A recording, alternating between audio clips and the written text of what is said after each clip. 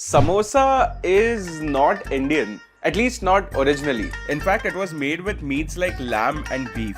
Here's the story. Now, one theory is that the word samosa comes from the Persian Samosa, meaning three-faced due to its triangular shape. This is unlikely and mostly considered a myth. Another theory is that it was a dish of Uzbeki-Mongol origin that was popularized by Babur and his descendants in India. In fact, the word Mughal is just an Arabic word for Mongol.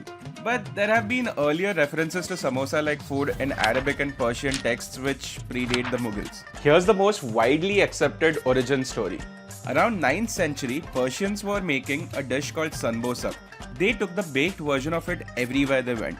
It was the perfect travel food. A low moisture, calorie dense parcel that lasted a long time without going bad. The word Sanbosak went through a lot of minor changes like Sanbusak, Sambusak, Sambuse and Sambosa as it traveled.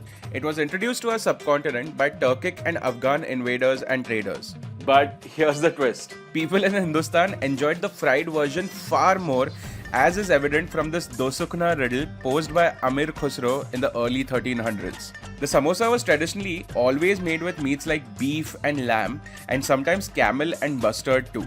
In fact, the aloo version that is now found everywhere in India is quite the recent innovation. After the Portuguese brought the potatoes in the early 17th century, they only became readily available to the masses by the late 1800s. And once they did, samosa became such a huge part of Indian culture that it is now impossible to think of our street food without it. Follow for more interesting food stories.